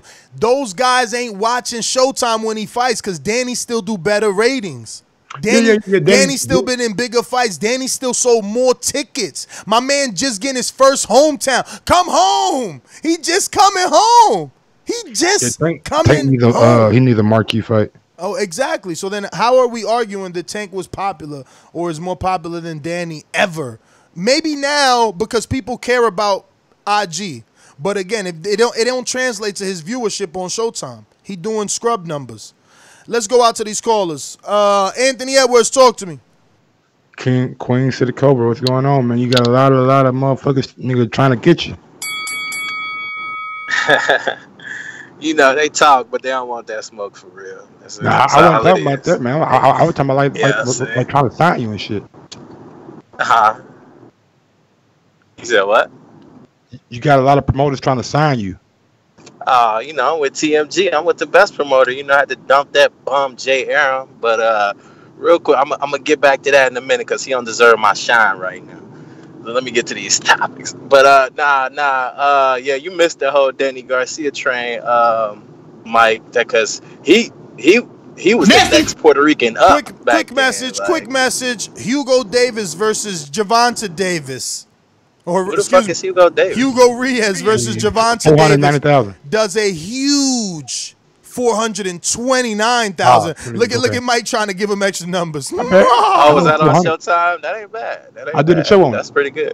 How the fuck less than half a milli ain't bad? I mean, for Tank. I mean, good. When we trying to compare him, bro, for 36 seconds, my nigga. Nah. When you trying to compare him to Mike, Danny. You missed the whole thing from Danny Garcia. He used to be that guy. Like, I feel like his star has actually dropped in the last couple years with these losses. But like, when he fought Batiste and when he knocked out Khan, he was the next Miguel Cotto for a minute. Like, that was Danny Garcia. He shit the bed. You know what happened with Danny? Guy. His stock was rising heavy and it dropped when he fucked up in Puerto Rico versus Herrera. It was a very tight fight, and he was going quote unquote home to his motherland, to where his father and his mother were from, and people ain't even like his bitch ass. He needed the knockout. He needed that knockout. What year was this? Ah man, maybe like it's like maybe that like long 16, ago. Like maybe 3 or like 4 16. years ago. Was that fight on Spike TV? I don't know if it was on Spike. Showtime, definitely, not Spike. Okay. Definitely Showtime. I don't even think it was on Showtime. No, definitely Spike. Definitely Showtime. I mean, definitely Showtime. I remember because I thought it was non-televised. Nah, you crazy? Danny Garcia, Mauricio Herrera was on Showtime because I remember they used the Diddy song. I'm coming home. I'm coming home. Tell the world I'm coming home. Boom, and then they start showing his knockouts on the highlight. Nah, they killed that shit. Yeah, I like that. Okay. But nah, that he called Samuel Vargas. You got me. I think about going down to motherfucking Atlanta, bro. You got to come on one of my escapades and shit, because that's basically the exact same shit I did last time I was in Atlanta. I'm like, nigga, I was on crutches and after I had knee surgery, and I'm like, shit, I was just down here for some bullshit, but shit, let's go to motherfucking Magic's. Yeah, it's a different kind of black woman down there. Hell yeah, man, stallions, the hook, bro. Stallions, like. Chicks. If you into thin women, don't go to Atlanta. I mean, I ain't been there in a bunch of years, though. Shit might have changed. Yeah, But and then the whole crab in the barrel thing, like I don't think that whole little shit's starting to phase out, like Thank you. because it was an element, it was true for a while, but that shit's starting to phase out because I mean think about it like this, like Wilder is basically what Floyd was before Floyd really became Money Mayweather. Like you look at his crowd, you look at who's in the crowd on that Showtime telecast or that HBO telecast, and you see it's just black people in the crowd. I mean, it's a mixed crowd, but like the general bro, that population is AJ black. Madison Square Garden crowd looked crazy. Oh, That the shit- AJ, yeah, it was, that it was, shit crazy, bro. Like he need to fix that. Give away 3,000 tickets to the inner city, then, bro. Like that shit look crazy. it's gonna come though. Like that's the thing, it's gonna come. Like it's just like just not right now. We starting to see the budding star, but like after he knock out Ortiz and then he knock out Fury, we're gonna start seeing more white folks come to the thing because they're gonna be like, holy shit, he really is the new fucking Tyson. We're just like Floyd shit. Like when you look at Floyd crowds now, like in his last few fights, his last few legit fights, it wasn't that many black people in the crowd. You see celebrity black people in the crowd because that's how much tickets cost. Like so, not every black person can be like, oh, I'm about to pay that 1,500 to see I mean, let's to gonna sit keep it 100, nosebleeds to watch motherfucker, my Ant. man Floyd. Most black But they, people, know but what they I'm saying? damn We see sure that gonna damn spend ticket that price. 200. They damn sure gonna spend that 200 to a K to be able to see Wilder knock somebody out. Yo, front row. it's matchups. You ran over though, Ant. But look, it's matchups. Look at all these numbers I got. It's matchups, but it's still like, yo, the black fighter still ain't getting that love, all right? But neither is Mikey, and this is why Earl got me. I thought I was right based on this data. Mikey, he was doing dog shit numbers. Yeah. But that's where the combination comes And that's in. what you said to Eddie. You was like, Eddie, man, why is everybody after Mikey? He's not really doing the numbers that. Nothing. Look at this shit. Pedraza versus Davis averaged 344,000. They should just go beat themselves up for doing that bullshit. What? That's right. Peaked at Bro, 391. What did Badu Jack and James DeGale come in at? 450. James DeGale and Badu Jack? Jack DeGale averaged 450,000 views. This is all sourced by ESPN. That's wow. Yeah. Walters, I mean, Deontay Wilder, Eric Molina only did 678,000 because there was another fight happening versus Walters and Mariaga on HBO that did 588,000. That's the power. That's the power of HBO right there. They got a lesser known fight and still pull in almost 600,000. I seen the power of HBO when they did the Vargas and Salido 2 or Vargas and somebody 2. Marra or whatever the fuck his name is. That Japanese Vargas Berchelt. That only averaged Vargas Berchelt only averaged 497,000 and peaked at 549. And that's what I'm saying. Like, and again, just check that out. Vargas Mexican, Berchelt Mexican. They did more than the Puerto Rican versus the black fighter in Gervonta Davis and Pedraza. But that was a co-main event though too. Man, you say whatever you want. You got Puerto Rico versus black, and you still can't do it. That's like Puerto Rico, Mexico, dog. That's like, come on, bro. That's people be like, yo, Ness, why you with that race war shit? Man, get the fuck out of here. Like it don't mean it exists in this shit, man. Get the fuck out of here. Like that shit don't go down. Like Mexico and Puerto Rico don't beef all the fucking time. Like in the amateurs, blacks and Puerto Ricans don't get along. They beef all the fucking time, especially when you coming from Puerto Rico. You know, the Americans, they trying to beat up the Puerto Ricans. Puerto Ricans coming over here straight, not talking no English. They a whole different amateur, you know what I mean, bracket. Not bracket, but like, you know, circuit. But anyway, what else we got in terms of fights, right? Santa Cruz Frampton, 587. Okay? Yo, that's why we got to value dudes that's doing a milli. That's what I'm trying to tell y'all. A milli is a lot. Milli is a lot. We doing 2.7. Milli is a lot. Now, I mean, now if we talking ESPN, you know, Fox, yeah.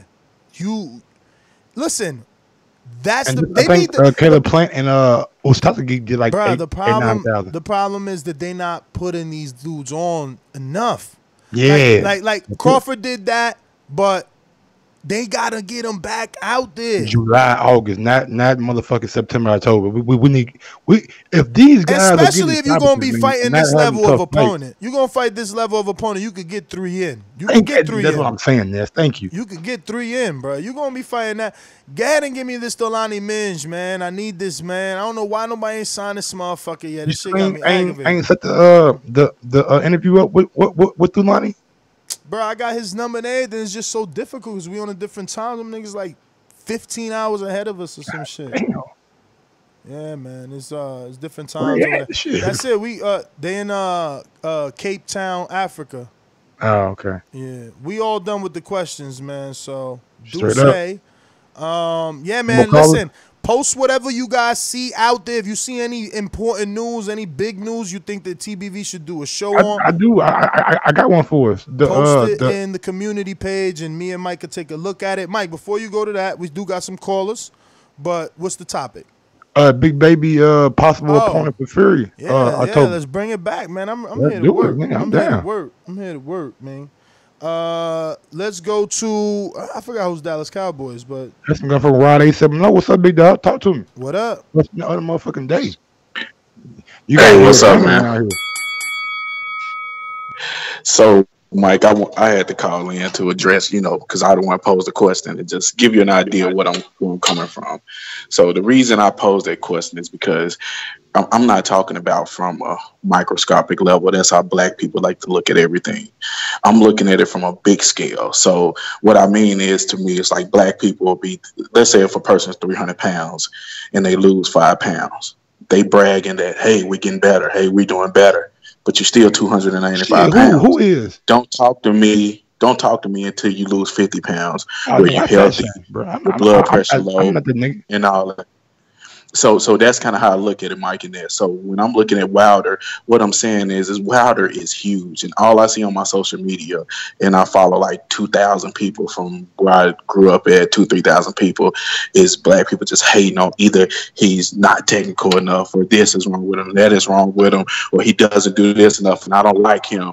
And you will see this. I saw the same thing with Mayweather a few years ago, where Mayweather fights too boring. I'm not going to watch his fights. He bored. And if you think about Mayweather, you said people got behind him. No, Mayweather strategically fought certain people to make the money he made. He didn't fight black fighters. Mayweather couldn't even give black fighters that paycheck that he was giving to Maidana and that he was giving to Juan Manuel Marquez and people like that. The only black fighter he was able to really bless was Sugar Shane Mosley, because he was a legend, and Andre Berto, that he was really able to bless when he was able to make money and give them that check. So that's what I'm talking about. Why isn't Wilder able to go and fight a Big Baby Miller right now and sell out a 60,000 seat arena in America? When we got, a 20,000 seat arena in America, 25,000 seat arena, when we got 45 million black people, because they don't get behind them like that. Now, when you look at his fight, we say, hey, Wilder had black people in the stands. Yeah, you're going to have your diehards. You're going to have your group of people that love you. But we don't support our people like that. I give you another example. When you see these, when I was talking to a couple of Mexican buddies I work with, they didn't care if Ruiz was fat. They didn't care how he won. They just say, hey, he brought it home for the Mexicans. He brought it home for the Mexicans. That's all they said. I talked to black fighters when Wilder knocked out Brazil, and all they talked about was how he wild and he untechnical and he don't know how to fight, and Fury's going to beat him and all this and that. That's what I'm talking about. So from an overall standpoint, Mike, as black people, we have to stop saying, well, we getting better, we doing better. Like Ness was saying, how is the performance overall? If it's 45 million black people and 60% of them are living in poverty, but we got 10 billionaires that we didn't have 10 years ago, we still doing bad. And that's what we have to understand. We got to stop praising ourselves after losing 1 pound. That's my call, man. Right, man. Again, thanks man, for calling in. I don't think we're praising ourselves, man. I just think that we are seeing a shift in like certain things, and that we are noticing. I mean, Rome wasn't built in a day. The shift, in my opinion, just like really just started. You know what I'm saying? Maybe a couple years back, and now it's really progressing. You know what I'm saying? And with the whole fuck. I'm my train of thought. Go ahead. Well, let's get to some callers. We got BoxingVoice.com. It's money to shit. Working that wrist. Ballin' like Swiss. Diamonds wet like a fish. Pull up with them sticks. Come fuck with the clique. We fucked on your bitch. She sucking the dick. I'm whipping the work.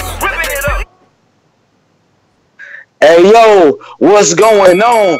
It's your boy H Money, Mr. DAZN, the Boxing Voice 2019 Rookie of the Year. And that's, man, you know what's going on, man. The team wants you, man, and we working on a contract. We going over the contract with the lawyers right now, Ness. You know, we doing everything professional, man. And I mean, Anthony Edwards, man, he said it, Mike. He just told everybody he's TMG. So, you know, let's just, you know, he's no longer on the market. He's no longer a free agent, you know, and my roster is getting better and better. And this, you know, which putting you on this roster, man, will take us to the next level with Anthony Edwards, Jimmy, you know, Robert Bonilla, Boxing Therapy, you know, Joseph Rodriguez. It's so many great fighters on this stable, Ness. And once you retire, you will have something waiting for you. You know what I mean? That's the importance of this deal. For and sure. Mike, your contract is coming real soon, brother. I know you under contract with I think with Jose, and you know, I'm not trying to get hit with any tampering you know, violations, bro. You know what I'm saying? I'm doing everything the right way. So it's all respect, Mike. You know, I'm watching you and I'm just waiting. You know, you did get me on the Boxing Voice, Mike. You gave me a chance first before Ness even met me. It was me and you on the chat. It was late nights. You was working by yourself, man. Me, you, and Jay Clearly, bro, and Jimmy, and it's TMG, bro. That's what we is. You know what I'm saying? It's a family. You know what I mean? And Robert Bonilla, man, I can't wait because the bus driver, his time is coming shortly. He gonna go back to driving the bus, man. And Jordan Baker, everybody saying I set you up to get knocked out by Boxing Therapy. You know, that's what happens when you fuck with the money game. You know, it's the M. It's the mafia, man. We the mob. And Jordan Baker, your time is coming. So just wait. I hope you show up, Jordan Baker, because you really a troll. You never called the show or anything. I'm still waiting for you to call the show. Promote yourself, man. What's up? You scared to call? What's up, man? That's we in here. You know this, bro. I see you, man. I mean, send that contract, champ. Send that contract, man, because you know, we got to get our lawyers to go through it, but you know, I'm trying to get in where I fit in. You feel me? I need the team working behind me. I mean, you got the TMG videographers and the whole editing crew doing highlight reels, man. I mean, I need to be part of that, man. But listen, Mike stepped away. That was the last caller and last question. So I'm going to go ahead and bid you guys goodbye. NestGTO, Instagram and Twitter, you know, Gross1911. And we'll be back. Sounds like Big Baby Miller might have signed with Top Rank. We're going to go ahead and verify all information. Damn, I wish Mike was here. You know why? There's an eighth tourist. An eighth tourist died in the Dominican Republic. Check this shit out. This dude is literally less than 5 miles away from me. You believe that? Oh, Mike's back, so we get to talk about this shit. Mike. Damn, if I tell Mike, he never going, but fuck it, I'm going to tell him anyway. Yeah, man, I ain't going to DR, man. Bruh, another dude died. And this nigga is like my neighbor. He's right next door to me. Like, he's y'all got lucky, my nigga. Y'all was doing too much out there, my nigga. Nah. But everybody that died, bro, look how they look. And no offense to them, because I know everybody got children and everything like that. But I'm way healthier than all these dudes, man. They all look. But you don't drink, though, Ness. Yeah. You didn't drink anything from the minibar, did you? Like far as I drank 3 Coca-Colas out that motherfucker. No, not as far as alcohol, though. No. See, what they're saying is maybe it's some bootleg alcohol that's made with shit. But I drank. But remember, I was in all inclusive, so I drank from all the bars. But not mini bar. Yeah, that's what I'm saying. I don't know, man. I don't know now. It's shit crazy, bro. How is this happening? Bruh, the fact that it's only Americans dying is hilarious. Not wrong choice of words. It's crazy. That's all. That was the right word. It's crazy. Hilarious. Wow. No. That's what I said. Wrong choice of word. It's crazy. It's only Americans. It's like hostile almost, right? Huh? It's like hostile almost. I got an American. 6,000. You know what I'm saying? Like that kind of shit. I don't know, but it's this the 8th one right now, and like this is crazy. Eighth. This one in is the last year. Yeah, in the last year. Last couple of weeks. Shit. The last couple of weeks. This is the 8th American to die on vacation there since last year, yeah. And this one was right next. We was in Puerto Plata. This dude was in Sosua. So, yo, shit crazy, bro. Maybe y'all got the best, like, do you go to the same one every time you go? No. I go where the deal's at, man, and where the beach at. We, like, the way I look for vacation packages is based on the beach and how many reviews the beach got, because every beach looks good but doesn't mean it's good. They could have seaweed, they could have rocks, it could be a pebble stone beach, you know, white sand beach, dark sand, black sand. So like, you know, all that matters to me, man. I'm a beach dude. I'm a beach bum. I like to be out there just getting a tan, chilling, smoking a J, chilling. I gotta invest in a Bluetooth speaker. Like I got the Bluetooth speaker that I use for the gym, but when you on the beach, that ain't loud enough because of all the ocean noise and then everybody else, even though I try to go to the secluded part. Damn. Okay. Oh, they ain't even do a good job trimming that, though. Why you acting like they did a good job trimming that? I mean, they didn't, you know what I'm saying? But that shit's smoking, bro. Hey, yo, where my shit at, bro? Hey, yo. I don't want to flex on you, man. Hey, yo, my you man. ain't got to flex nothing, man. Why he trying to flex, bro? Oh, why he trying to flex? Why he trying to flex, y'all? Let me put my hand behind it so that the HD cam could really. Oh, look at that. So the HD cam, he could pick it up. Okay, all right, I see you. That look like kind of frosty over there. That shit look like it's married to Snow White because of all the motherfucking. Yes, man. Yes, like got that Krispy Kreme glaze on. Yeah, man. Yeah. Same thing happened in Mexico in 2017. It was tainted alcohol. Shout out to Runa 504. Well, that's where I'm gonna start going anyway. I'm gonna probably go to Jamaica instead of anywhere else. Maybe Costa Rica. You said you had a good time when you went to Jamaica too. Oh yeah. I've been to Jamaica plenty of times because it's always a great time. Yeah, I'd just rather take you to DR because our money will be better. Man, they gonna see me and be like, yeah, man, he gonna be easy for us to go ahead and fuck up. Nah, bro, nothing can never happen to you. I'm gonna be always fuck around corners, nigga. You fuck around, make that wrong turn, nigga. On Google Maps. H Money said, "Let me get that Christmas tree." Yeah, you seen that shit? Yeah. Pine cone. Yo, I'm out. Got to walk the dog. Yo, pieces. Yes. Back on the main channel later. Yes.